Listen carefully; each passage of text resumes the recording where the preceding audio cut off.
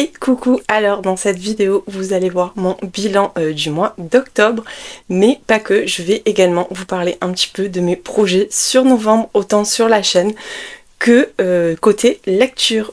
Je vous laisse tout de suite avec la vidéo.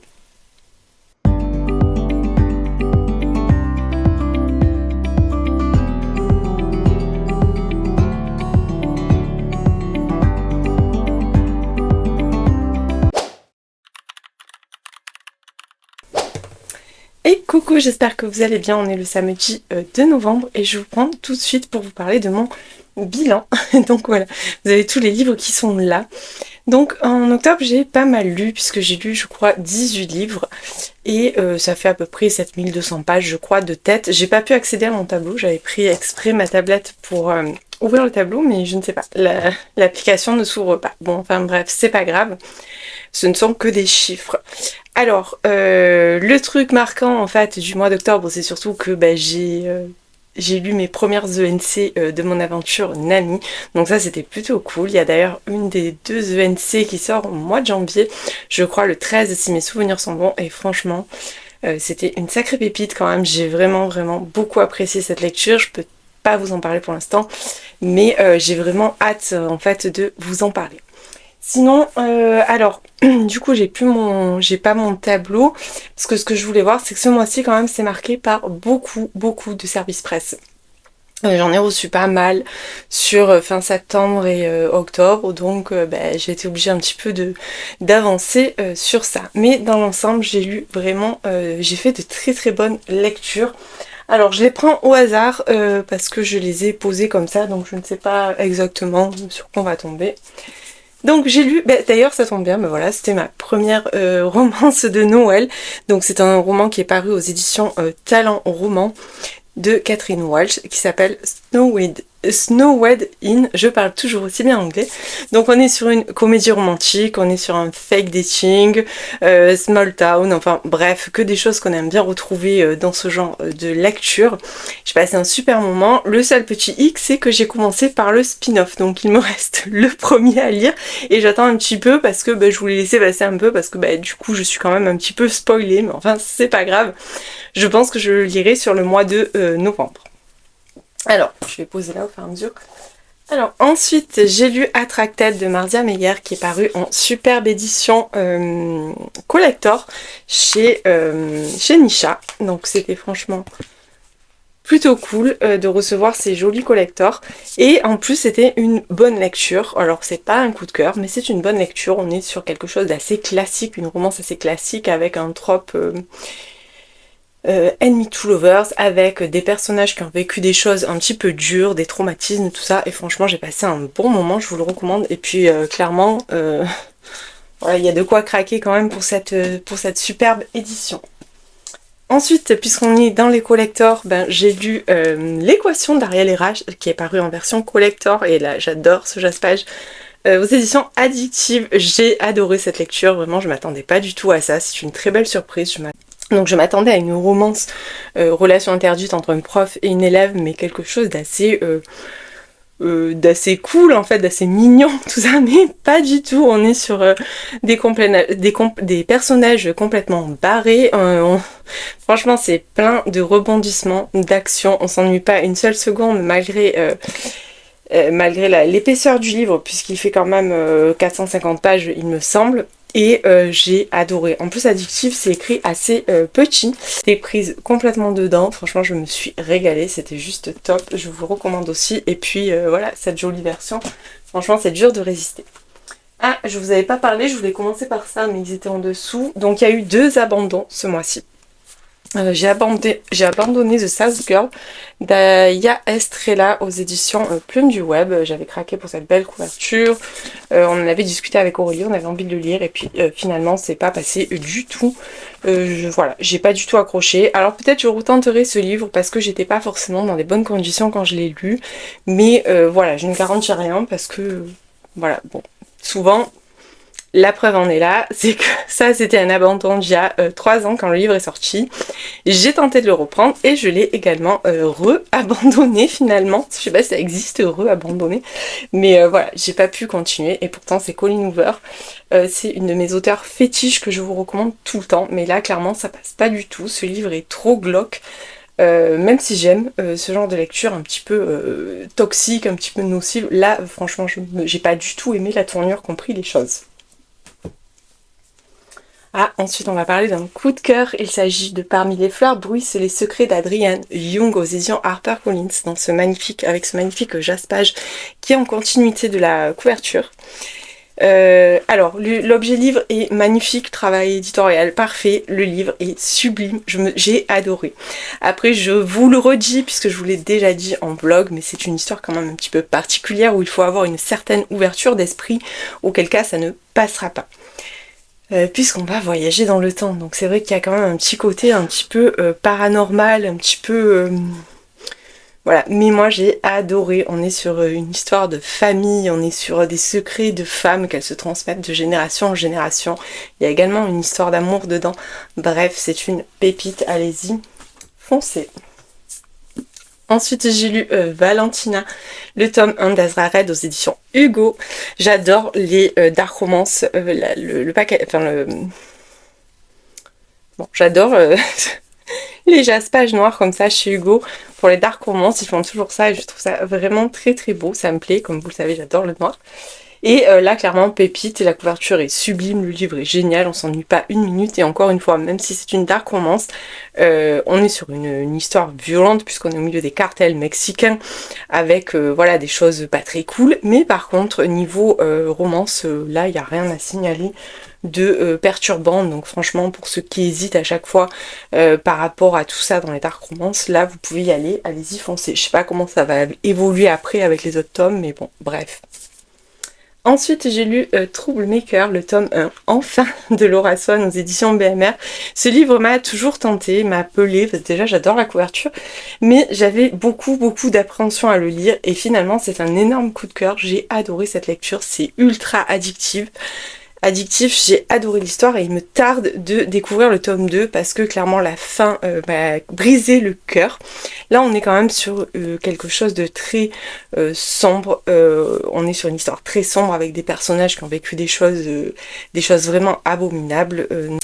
Notamment donc avec June qui est battue par sa belle-mère, donc c'est quand même très très lourd au niveau des trigger warnings. Si vous avez envie de vous lancer, je vous conseille quand même de bien regarder parce que ça peut quand même heurter la sensibilité. Mais sinon pour moi c'est une vraie pépite et j'ai hâte de découvrir la suite. J'ai lu d'ailleurs, c'est ma dernière lecture du mois, j'ai lu La Faiseuse d'étoiles de Melissa d'Acosta aux éditions Albin Michel dans cette toute jolie version. Donc je vous en ai pas encore parlé en vlog, ça sera dans le prochain vlog. Alors, j'ai adoré le texte, c'est un très beau texte, c'est Melissa d'Acosta, c'est très poétique. Par contre, voilà, sans rien spoiler, puisque je pense que maintenant tout le monde sait à peu près de quoi parle ce roman, il est question d'une maman qui est atteinte d'une maladie incurable et qui va inventer toute une histoire en fait autour de sa maladie, qui va inventer toute une histoire en fait pour expliquer à son fils qu'elle ne va pas être là. Donc elle va lui dire qu'elle va partir dans l'espace. Donc voilà, tout tourne autour de ça. Alors les textes sont très beaux. On a une alternance entre passé et présent puisqu'on a des chapitres au présent avec le petit garçon qui est maintenant devenu un grand garçon et qui ressasse un petit peu tout ça à un moment donné de sa vie. Alors clairement j'ai rien à dire sur le texte, c'est magnifique mais pour moi c'est pas du tout un coup de cœur parce que j'ai un problème avec le mensonge surtout à ce niveau-là. Donc voilà, j'en dirai pas plus, je vous en parlerai mieux en vlog, mais voilà, pour moi il y a eu ce petit couac, alors même si le texte est magnifique, ça sera pas du tout un coup de cœur, c'est une bonne lecture, mais voilà, je suis pas du tout pour le mensonge, vraiment c'est quelque chose qui me perturbe et qui m'a vraiment perturbée dans cette lecture. Ensuite j'ai lu Misted d'Ariel Hera aux éditions Addictive, que j'ai adoré, pareil, on est sur une relation interdite, avec là je crois qu'il y a même un trope brother best friend, enfin un truc dans le genre, mais clairement j'ai adoré, la couverture est dingue, l'histoire est dingue, bref, Ariel Hera, auteur à suivre de toute urgence, donc bien évidemment vous l'aurez compris, on est sur une romance, il y a beaucoup quand même de romances ce mois-ci, mais là, celle-là, pépite. Ensuite, j'ai lu également le tome 2 de la saga Salmouth, sous le mat de Maureen Métairie. Donc le tome 2 c'est Les Chasseurs de Temps chez Nisha, et là j'attends le tome 3 qui sort au mois de novembre. Ça fera partie d'ailleurs de ce que je vais vous dire sur le mois de novembre, c'est que j'attends avec impatience la fin de cette saga que j'ai littéralement adorée. C'est un coup de cœur, vraiment, j'attends de voir le 3e tome, mais je pense vraiment qu'on sera sur un coup de cœur. Voilà, j'adore, c'est hyper fluide, ça change, c'est hyper original, il y a une double temporalité, des personnages pareil, très chaotiques, bref, j'ai adoré. Ensuite, j'ai lu Quand le jardin refleurira de Sarah Nisha Adams aux éditions Nami. Je vous en ai parlé dans mon dernier vlog. C'est une très belle surprise cette lecture, je m'attendais pas du tout à l'aimer et surtout à l'aimer autant. Bref, j'ai passé un super moment. On est vraiment sur un roman de tranche de vie, on est sur une alternance entre passé et présent, au même endroit en fait. C'est un lieu, c'est un jardin où ont vécu des personnes différentes, et il y a vraiment un message de transmission, un message d'humanité, voilà, c'est vraiment une histoire humaine, une histoire d'amitié, bref, j'ai même pleuré à la fin, j'ai adoré ce roman, allez-y, foncez. Ensuite, j'ai lu Macaron et Sentiments, qui est le tome 2 de la saga Hors d'œuvre et préjugés d'Émilie Parizeau, paru aux éditions Hugo. Bref, j'ai adoré, cette saga est un vrai coup de cœur. Voilà, c'est frais, c'est rafraîchissant, même si ce tome-là est différent. On n'est pas sur la même trame que le premier. Il y a plus de thématiques fortes dans celui-là, c'est plus profond, je dirais. Mais voilà, moi j'ai adoré cette saga, je vous la recommande. En plus, elle est en version poche, donc il n'y a pas de quoi s'en priver. Et Émilie Parizeau, de toute façon, je vous l'ai toujours dit, pour moi c'est une valeur sûre.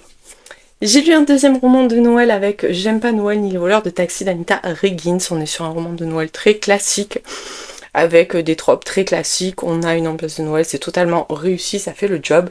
Après, ça ne me laissera pas un souvenir impérissable, je vous l'ai déjà dit en vlog, c'était sympa, j'ai passé un bon moment. Mais voilà. Ensuite, j'ai lu QQ de Camille Emmanuel aux éditions Verso, que j'ai reçu en service presse. Je vous en ai beaucoup parlé de ce livre et je vous avoue que ce livre me trotte toujours. Alors je sais pas si j'ai vraiment été juste avec ce livre, parce que quelque part c'est vrai que voilà, je me suis sentie un petit peu vexée encore une fois qu'on accule toujours la romance. C'est-à-dire que voilà, la romance c'est nul, la romance c'est cliché, la romance il y a ci, la romance il y a là. Après on n'oblige personne à lire de la romance, comme je dis à chaque fois. Moi perso j'adore ça. Et là, sous couvert d'une comédie romantique, puisque finalement on est sur une comédie romantique, mais une comédie romantique grinçante, engagée, très féministe, et moi, vous le savez, il y a des choses qui me dérangent à chaque fois, parce que comme je dis toujours, chacun sa place, l'homme, la femme, il faut une équité, mais pas forcément que la femme passe par-dessus l'homme, il n'y a pas de sens à ça. Donc j'ai eu un petit peu de mal, elle dénonce beaucoup de choses, et surtout, en fait, c'était très drôle, j'ai passé un bon moment, mais en fait, il y a eu un chapitre à la fin qui m'a fait dire, mais pourquoi? Voilà, c'est la fin en fait qui m'a fait dire, mais pourquoi? Je peux pas vous dire ce que c'est, parce que sinon si vous avez envie de le lire, il n'y a aucun intérêt. Mais voilà, pour moi la romance reste de la littérature, comme toutes les littératures. Je veux dire, voilà, un thriller c'est de l'imagination, mais c'est pas forcément non plus de la grande littérature, au même titre que tout, mais tout a sa place en fait à partir du moment où on apprécie le lire, où nous ça nous fait plaisir de le lire. Et là, il y a des choses qui m'ont dérangée, mais je vous en ai déjà parlé, je vais pas repartir dans le même truc, mais voilà. Ensuite, j'ai lu Une vie impossible de Matt Haig, un roman pareil qui va vous demander, chez Nami, que j'ai reçu en service presse, un roman qui va vous demander quand même une certaine ouverture d'esprit, parce qu'on est quand même sur quelque chose d'assez, comment dirais-je, on est vraiment sur du fantastique, clairement. Mais j'ai bien aimé, j'ai passé un bon moment, c'est pas un coup de cœur, mais voilà, ça m'a réconcilié avec l'auteur, par contre, puisque le premier livre que j'avais lu de l'auteur, c'était La bibliothèque de minuit, qui m'avait laissé un sentiment très très mitigé.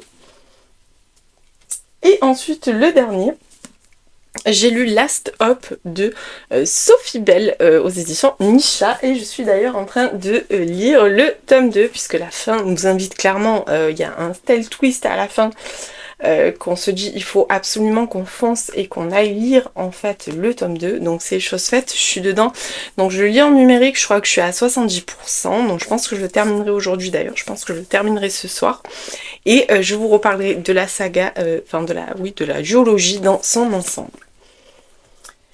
Et j'ai également lu en numérique, puisque je l'avais reçu de la part de Marie Hale, L'effet papillon, que j'avais bien aimé. On est pareil sur une romance avec des personnages qui ont vécu des choses assez dures aussi. Et franchement, j'avais passé un très très bon moment. Vous le savez, j'aime beaucoup Marie Hale, donc voilà, c'était juste génial. Alors maintenant, on va passer au mois de novembre, donc ça va être assez bref.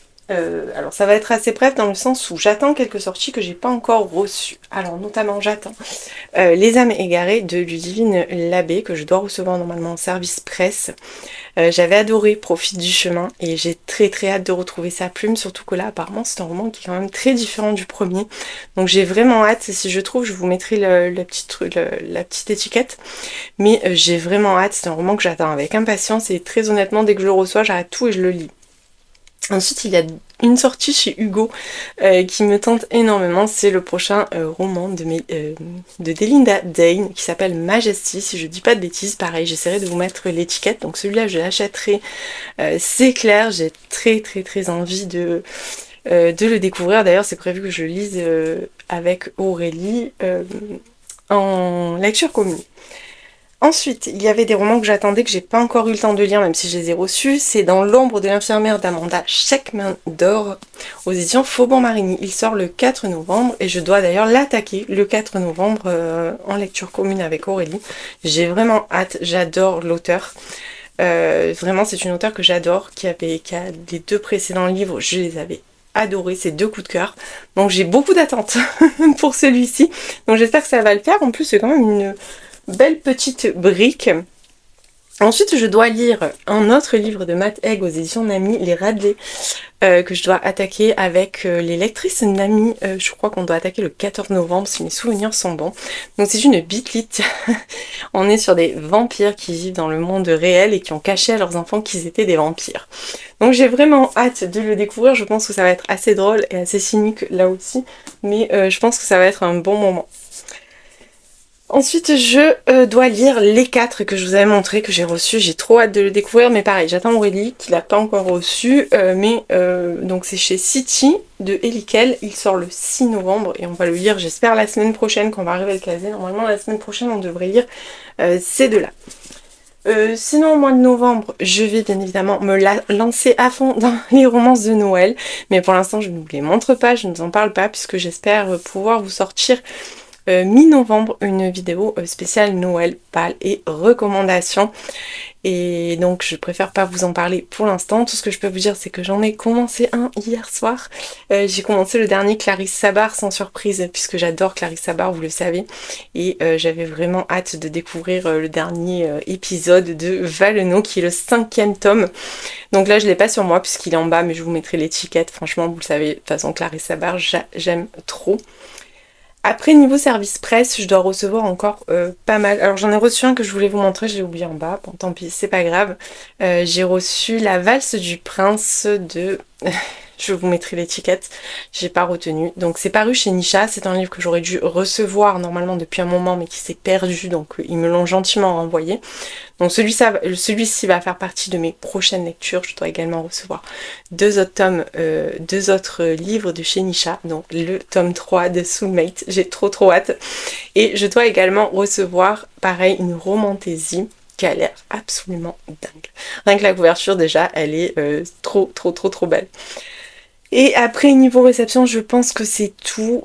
J'attends un livre de chez Addictive et voilà, je pense qu'on a fait le tour. Au niveau des réceptions, ça va être assez calme jusqu'à la fin de l'année, je vous l'avais dit de toute façon. Et au niveau achat, je vais essayer de me modérer, mais après je commence déjà à avoir envie d'acheter des livres. Notamment, j'ai complètement zappé, mais il y a un roman de Noël qui est sorti, un Cozy Mystery. La suite dans la série de Karine Pitoki. Donc je vous le montrerai pareil en vlog de Noël, mais voilà, celui-là je pense que je vais quand même craquer. Sinon, écoutez, au mois de novembre, j'espère arriver à lire autant. Voilà, parce que c'était cool ce mois-ci. Franchement, j'ai fait plein de belles lectures. Il me reste en plus 2 ENC que je dois absolument lire là prochainement. J'en ai lu une d'ailleurs puisque il me restait 3 ENC Nami, donc là j'en ai lu une, et il m'en reste 2 à lire avant le 17 novembre, donc voilà, bon, ça va être fait sans souci, mais il y en a un d'ailleurs que j'ai vraiment hâte de retrouver, mais voilà, je vous en dis pas plus. En tout cas, bah écoutez, j'espère que cette vidéo vous a plu.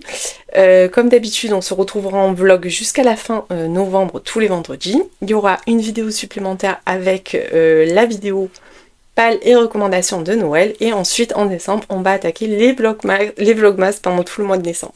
Comme je vous l'ai dit, j'ai toujours pas fixé, je ne sais toujours pas combien je vais en sortir. Ça sera un petit peu au feeling, parce que voilà, je peux pas non plus mettre la pression, comme vous le savez. J'adore faire ça, mais c'est pas mon métier. J'ai un travail à côté, donc ça nécessite quand même du temps. Mais cette année, j'avais envie de m'investir un petit peu plus sur la chaîne avec ces vlogmas. En tout cas, j'espère que cette vidéo vous aura plu, j'espère que vous avez passé un bon moment, et comme d'habitude, si vous avez regardé la vidéo en entier, je vous invite à mettre un petit livre pour me dire que vous avez regardé cette vidéo. Et comme d'habitude, je vous dis à plus tard.